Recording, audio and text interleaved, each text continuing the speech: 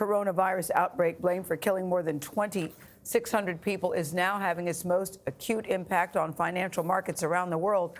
We expect more turmoil today after coronavirus fears sent the Dow Jones Industrial Average down almost 1,200 points. Now, that is the biggest one-day point drop ever. The Dow has lost more than 2,600 points since Monday, about 10% of its value. The worldwide coronavirus outbreak has topped 82,000 cases in at least 52 countries.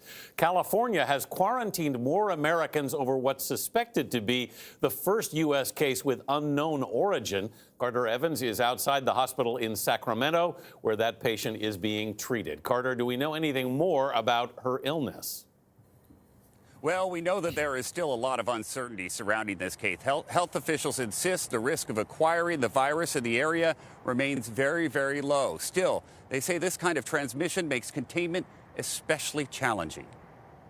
This is a random individual in a community of 450,000 people. Health officials say the patient first came for treatment here to North Bay Vaca Valley Hospital.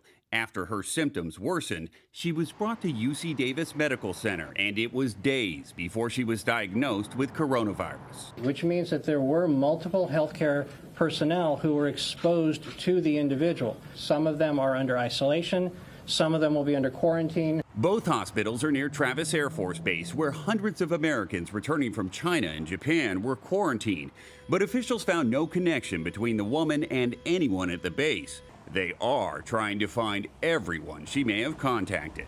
How many potential contacts are you tracking right now? I can't give you those specific numbers, but I can tell you that they continue across the full spectrum from the individual's home all the way through the hospital system. California is monitoring 8,400 people for the virus, but the governor says the state had just 200 coronavirus testing kits. He says federal officials are promising to send more. I'm not going to politicize this moment, and I'm not going to point fingers. We have had a very strong working relationship with the administration. The federal government is working to increase testing capabilities nationwide. At least 40 labs are now able to test for coronavirus. That number is set to more than double to 93 by Monday. After the Dow Jones closed down more than 1,000 points Thursday, President Trump tried to ease investors' fears about the virus impact here and abroad. We have done an incredible job. We're going to continue. It's going to disappear. One day it's like a miracle. It will disappear. And from our shores, it could get worse before it gets better. It could maybe go away. We'll see what happens. Nobody really knows.